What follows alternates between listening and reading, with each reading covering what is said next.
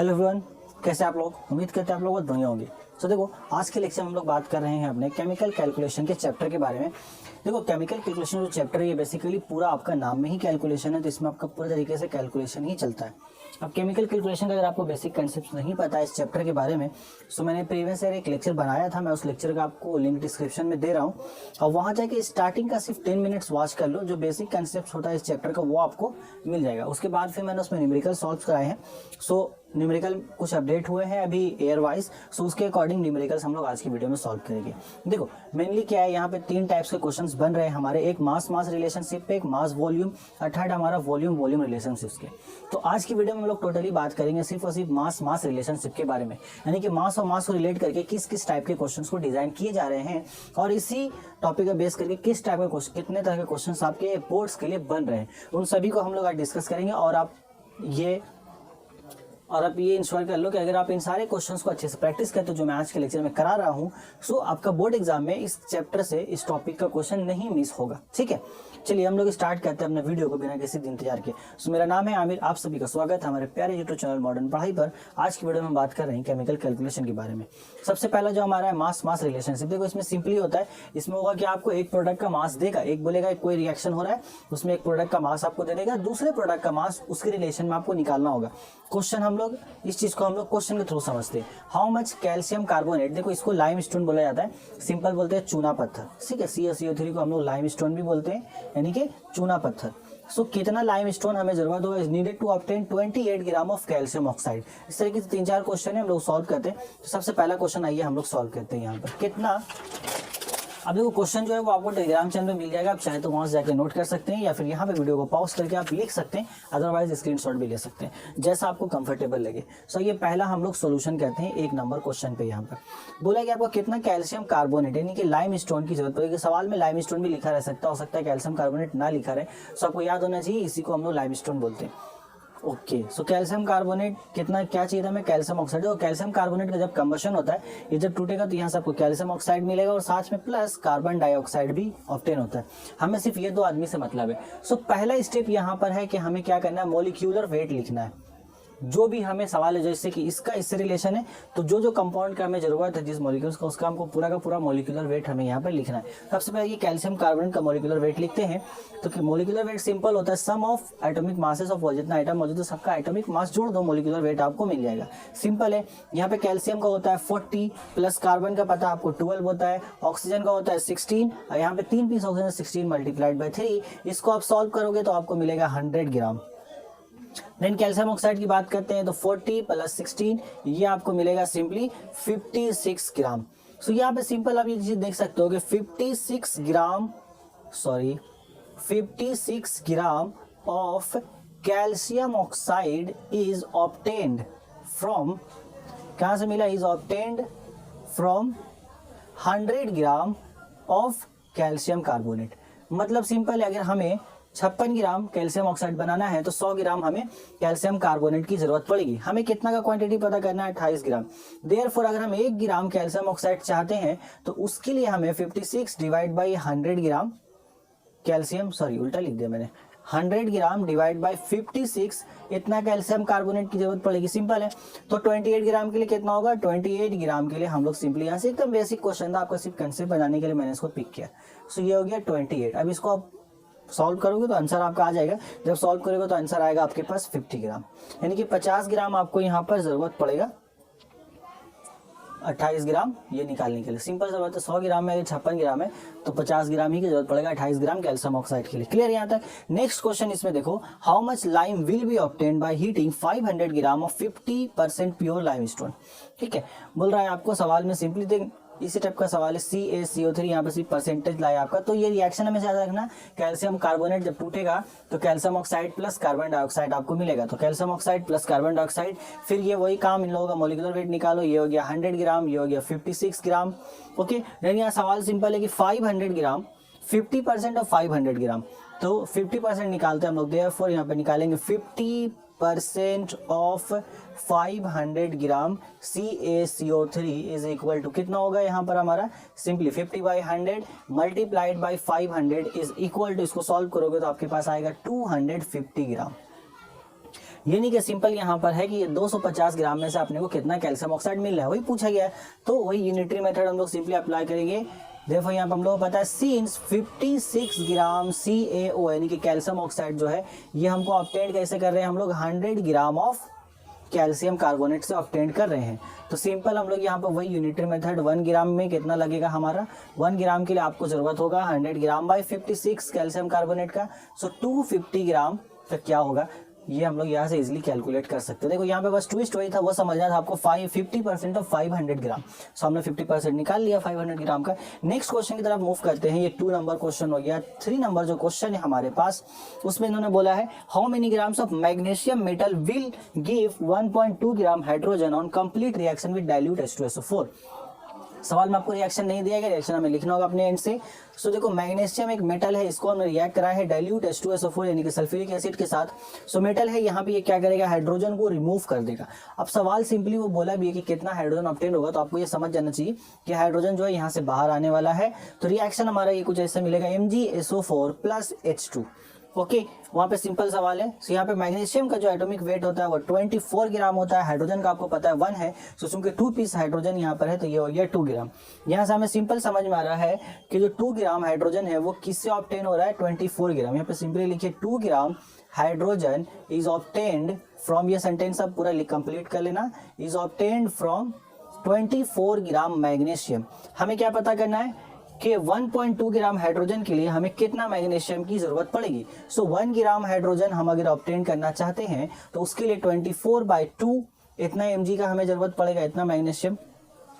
और अगर हम 1.2 ग्राम हाइड्रोजन को कैलकुलेट करना चाहते हैं तो इसके लिए हमें जो मैग्नीशियम की क्वांटिटी चाहिए वो हो गया 24/2 मल्टीप्लाइड बाई यहाँ पे 1.2 इसको कर देंगे, ये हो गया। अब इसको आप जब सॉल्व करोगे तो यहाँ से आप इजीली सॉल्व कर सकते हो। यहाँ पे 6 टाइम से मल्टीप्लाई हो जाएगा, 6 बार पे कटेगा और 6 को यहाँ 24 से आप मल्टीप्लाई कीजिए।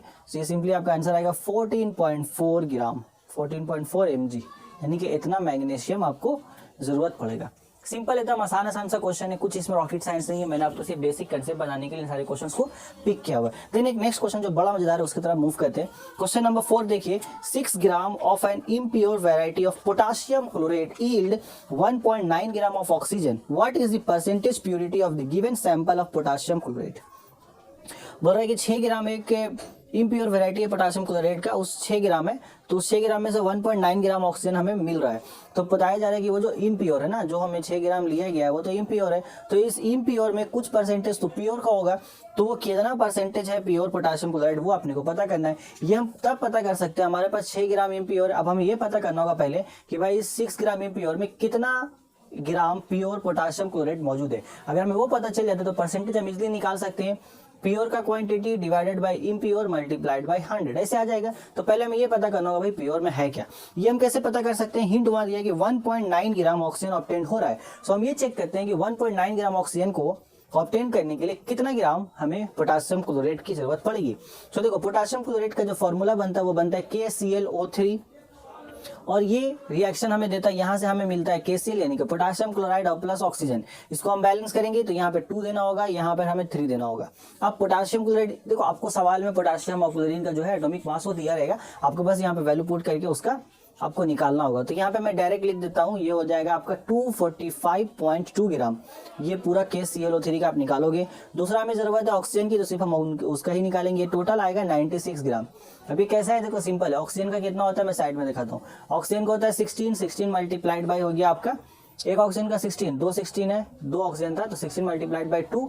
और इस तरीके से O2 3 पीस है तो 16 इंटू 2 कितना हो जाएगा आपका 64। और उसको आप 3 से जब मल्टीप्लाई करोगे तो यहाँ पे 16 इंटू 2 हो जाएगा 32 को 3 से मल्टीप्लाई करोगे 96 ग्राम आएगा। देन अब हम यहाँ से क्लियर समझ में आ रहा है कि भाई 96 ग्राम जो ऑक्सीजन है वो सेंटेंस आप लिख लेना, इज ऑब्टेन्ड फ्रॉम, इसको ऑब्टेन करने के लिए हमें कितना पोटाशियम क्लोराइड की जरूरत पड़ रही है 245.2 ग्राम, इतना जरूरत पड़ रहा है। देन हम यहाँ से निकाल सकते हैं कि भाई 1 ग्राम अगर O2 हमें चाहिए तो उसके लिए कितनी की जरूरत पड़ेगी। उसके लिए हमें 245.2 ग्राम डिवाइडेड बाई 906 ग्राम, ये हो गया। देयरफॉर हमें क्या चाहिए भाई 1.9 ग्राम का पता करना था ना, 1.9 ग्राम ऑक्सीजन ही मिल रहा था। 1.9 ग्राम में 245.2 डिवाइडेड बाई 96 मल्टीप्लाइड बाई 1.9 ग्राम। अब इसको जब आप सिंपली सॉल्व कर लोगे बहुत आसानी से कैलकुलेट करके, तो यहाँ से आपको क्वांटिटी मिलेगी 4.85 ग्राम। मतलब इस पोटाशियम क्लोराइड में से जो 245 था, इसमें से अपने को सिर्फ 4.8 ग्राम पोटाशियम क्लोराइड से हम 1.9 ग्राम ऑब्टेन कर ले रहे हैं। और हमें क्या बोला गया शुरू सवाल में कि 6 ग्राम एक इम्प्योर वेराइटी है पोटाशियम क्लोराइड का, उसमें से 1.9 ग्राम हम ऑक्सीजन को ऑब्टेन कर रहे थे। तो यहाँ पे सिंपल समझ में हमें आ गया कि भाई 6 ग्राम में से 4.85 भी है ना, इसको 85 को पूरा इसको करो, 4.85 जो है वही प्योर है, बाकी जो बच गया आपका वो इम्प्योर है। तो हम सिंपली इसका परसेंटेज अब निकाल सकते हैं। Therefore percentage of pure potassium chloride, जो भी ऐसे फॉर्मूला लिख देते, पोटाशियम क्लोरेट है, क्लोराइड नहीं, पोटाशियम क्लोरेट कितना हो जाएगा, percentage of pure potassium chloride is equal to pure का क्वांटिटी कितना 4.85 डिवाइड बाई इम्प्योर का क्वांटिटी कितना 6, हाँ परसेंटेज के हम लोग यूज करते हैं 100, सो 100 दीजिए, परसेंटेज का साइन दीजिए, इसको जस्ट सिंपली कैलकुलेट आप करोगे तो यहाँ से आंसर आएगा 80.8। जो नेक्स्ट क्वेश्चन हम लोग सॉल्व करते हैं, इसमें 5 नंबर क्वेश्चन, वो सिंपली बोल रहे हैं how much potassium chlorate is needed to get enough oxygen for complete burning of 84 litre of carbon monoxide at STP. वाह, ये थोड़ा बेहतरीन क्वेश्चन है, इसको अच्छे से समझना, इसमें आपका सारा कंसेप्ट आ जाएगा जो हमने अभी तक पढ़ा है। इसमें आपको सिंपली बोला है कितना, देखो पोटासियम क्लोराइड का आपको पता है रिएक्शन हमने पीछे किया था, KClO3, ये आपको क्या देगा बन होकर के यहाँ से आपको सिंपली मिलेगा 2KCl plus 3O2। Okay, so last time हमने शायद पूरा बैलेंस नहीं किया था इक्वेशन को, यहाँ पे भी आपको 2 देना होगा पूरा बैलेंस, क्योंकि यहाँ पे पोटाशियम 2 हो गया था, यहाँ पे नहीं होता, ये पूरा ओवरऑल आपका ये है। और यहाँ पे हमने सॉल्व किया था, यहाँ से कितना आया था आपका, इसका जो मोलिकुलर वेट आ रहा था वो 245.2 ग्राम आ रहा था ना। सो आप अगर चाहे तो 245 ग्राम भी लेकर के कैलकुलेशन कर सकते हैं, उसमें कोई प्रॉब्लम नहीं आएगी आपको। ओके, सो यहाँ पे आप देखिए कि 3 मोल ऑक्सीजन, अब यहाँ पे हम लोग ऑक्सीजन का वेट का बात नहीं करेंगे, मोल का बात करेंगे। सवाल बोला है हाउ मच कितना पोटाशियम क्लोराइड की जरूरत पड़ेगी टू गेट इनफ ऑक्सीजन, हम कितना पोटाशियम क्लोराइड हमें चाहिए जिससे हम लोग इतना ऑक्सीजन बना सकते हैं। अब कितना ऑक्सीजन बना सकते हैं वो हमें नहीं पता है, कितना ऑक्सीजन हमें बनाना है, अब वो ऑक्सीजन का जो अमाउंट है जो हम यहाँ से प्रोड्यूस करेंगे उसका यूज कहाँ करना है, complete burning of 84 litre of carbon monoxide. So हम लोग पहले यहाँ पर आते हैं कार्बन मोनोऑक्साइड प्लस ऑक्सीजन के साथ। जब कार्बन मोनोऑक्साइड ऑक्सीजन का रिएक्शन होता है तो यहाँ पर हमें मिलेगा कार्बन डाइऑक्साइड, इसको बैलेंस करने के लिए 2 दिए हैं, यहाँ पे भी हमें 2 करना होगा। ओके, सो हम पहले इस इक्वेशन को सॉल्व करके ये पता करते हैं कि भाई अगर हम ये 2 मोल कार्बन मोनोऑक्साइड को अगर हम कंप्लीटली बर्न करते हैं, यहाँ पे कितना बोला गया है, complete burning of 84 litre. Okay, so हम पहले ये पता करते हैं कि 84 लीटर कार्बन मोनोऑक्साइड को बर्न करने के लिए कितना ऑक्सीजन की जरूरत पड़ रहा है, कितना मोल ऑक्सीजन हमें चाहिए। फिर हम यहाँ पे आएंगे इस रिएक्शन में वापस, फिर यहाँ से ये कैलकुलेट करेंगे कि जितना मोल हमें यहाँ नीडेड है उतना ही मोल हम लोग कितना ग्राम पोटाशियम क्लोराइड से हम निकाल सकते हैं। यही सवाल है बेसिकली। आइए नीचे हम लोग देखते हैं पहले। सो यहाँ पे देखो सिंपल हमें पता है एसटीपी पर हम सब जानते हैं कि किसी भी गैस का 1 मोल के पास कितना वॉल्यूम होता है 22.4 litre. At STP 22.4 litre volume of a gas contains 1 mole. 22.4 litre of a gas contain 1 mole, तो उसके पास 1 मोल तो होगा। सो यहाँ पर हो गया 1 मोल CO हम लोग बोल सकते हैं। At STP 22.4 litre of gas की जगह पे हटा सकते, लिख सकते हो यहाँ पर लिख दो 22.4 litre of carbon monoxide gas contains 1 mole carbon monoxide, उसके पास 1 मोल होगा। ओके, हमें क्या चाहिए भाई, हमें पता करना है 84 लीटर के बारे में। सो 1 लीटर की अगर हम बात करते हैं तो 1 लीटर में कितना मोल होगा, 1 डिवाइड बाई 22.4 मोल होगा, यहाँ पर सिंपल है। अब हमें पता करना है कि 84 लीटर में कितना मोल मौजूद है इसका। 84 लीटर कार्बन मोनोऑक्साइड में कितना होगा, 1 डिवाइड बाई 22.4 मल्टीप्लाइड बाई 84। अब जब आप इसको सॉल्व करोगे तो यहाँ से आपको जो नंबर ऑफ मोल्स मिलेंगे ये मैं आपको दिखाते हैं, 3.75 मोल्स आपको यहाँ पर मिलेंगे। तो सिंपल आपको इतना समझ में आया कि 84 लीटर कार्बन मोनोऑक्साइड आपको कंप्लीटली बर्न करना है। ठीक है, ये कंप्लीटली बर्न करना है, इसमें कितना नंबर ऑफ मोल्स है, 3.75 नंबर ऑफ मोल्स है। कैसे निकाला हमने, चूंकि एसटीपी पर कोई भी गैस 1 मोल में 22.4 लीटर, हमने इसको उल्टा लिखा है। अगर एसटीपी पर 22.4 लीटर किसी भी गैस का उसके पास 1 मोल होगा। सो वहां से हमने निकाला 84 लीटर कार्बन मोनोऑक्साइड के पास 3.75 मोल है। अब यहाँ रिएक्शन अगर आप वापस से देखोगे तो यहाँ पर आपको सिंपली समझ आ रहा है कि 1 mole oxygen 2 mole carbon monoxide को बर्न कर रहा है। ठीक है, since 1 mole oxygen needed to burn, 1 mole oxygen 1 mole O2 needed, 1 mole oxygen की जरूरत हमें पड़ रही है needed to burn completely. So completely जला करके ही कार्बन डाइऑक्साइड बनाया जाए, needed to burn 2 mole of carbon monoxide, ठीक है, पूरा लिखो इसको, 2 mole of carbon monoxide, 2 mole of carbon monoxide. So हमें कितना का पता करना भाई, 3.75 मोल्स के लिए कितनी जरूरत पड़ेगी। ओके,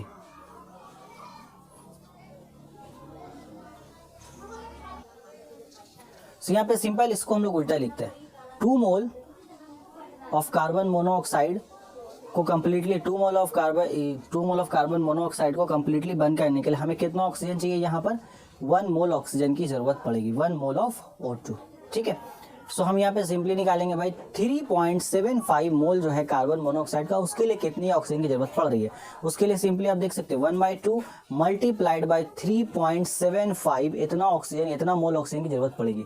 ओके, यहाँ पे सिंपली इसको आप सॉल्व करोगे तो यहाँ से आंसर आएगा 1.875 मोल, इतना मोल ऑफ O2, इतना मोल O2, 1.875 मोल O2 की हमें जरूरत पड़ेगी अगर हम 3.75 कार्बन मोनोऑक्साइड को कंप्लीटली बंद करना चाहते हैं। तो यही सवाल था हमारा कि हमें टू गेट इनफ ऑक्सीजन, कितना ऑक्सीजन चाहिए हमें, इतना मोल ऑक्सीजन चाहिए। अब इतना मोल ऑक्सीजन को प्रोड्यूस करने के लिए कितना ग्राम पोटासियम क्लोराइड की जरूरत है, वो मेन क्वेश्चन है।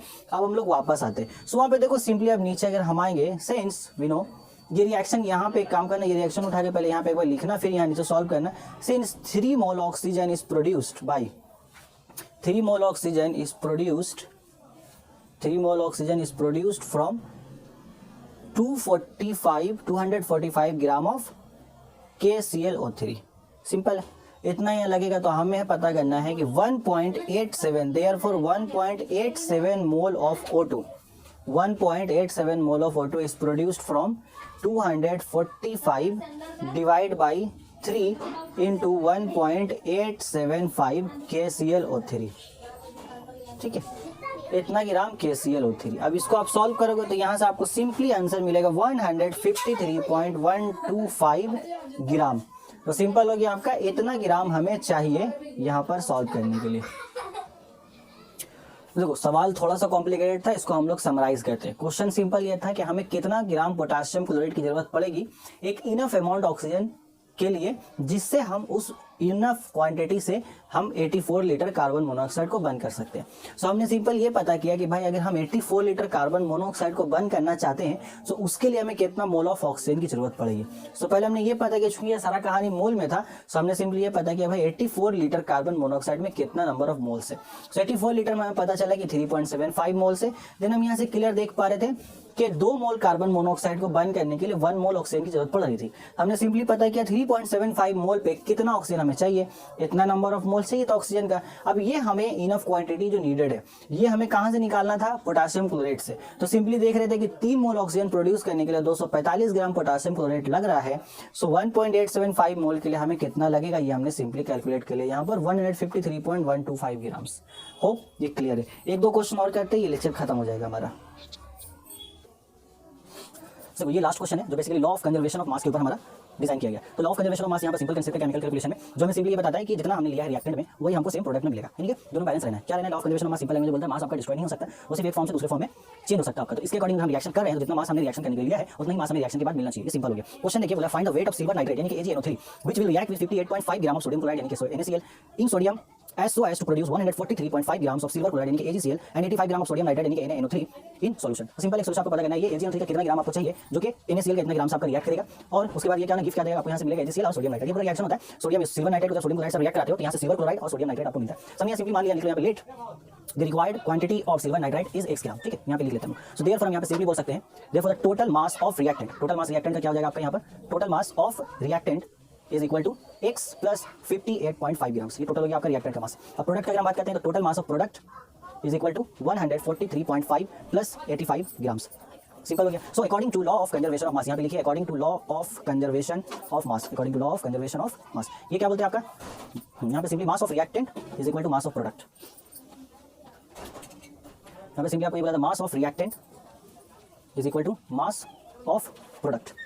चलिए, so mass of reactant total कितना है, x plus 58.5 is equal to 143.5 plus 85। इसको आपको करना है सिंपली सॉल्व यहाँ पर। So x plus 58.5 is equal to, यहाँ सब सिंपली सॉल्व कर लो, ये आपके लिए छोड़ देते हैं। इसका आंसर जो आएगा उसको आप नीचे कमेंट कीजिए कितना आ रहा है, प्लस 85 डिवाइड बाय 58.5। पहले इसका आंसर नीचे कमेंट कीजिए, उसके बाद मैं अपना आंसर जो करेक्ट आंसर इसका जो है वो नीचे मैं कमेंट कर देता हूँ। So law of conservation of मास जो है उसके ऊपर बेस करके सिंपल इस तरह के क्वेश्चन बनते हैं जो कभी कभी एक आध पूछे जा सकते हैं आपके केमिकल कैलकुलेशन से। अदरवाइज जो हमारा पहला टाइप था मास मास रिलेशनशिप वो हमने कंप्लीट कर लिया है। हम लोग नेक्स्ट वीडियो में आपका जो मास और वॉल्यूम या फिर जो हमारा वेपर डेंसिटी मॉलिक्यूलर वेट है उसको हम लोग सॉल्व करेंगे। सब तक इन क्वेश्चंस को प्रैक्टिस कीजिए। हम लोग बहुत जल्द मिलेंगे अगले लेक्चर में। Take care, till then good bye.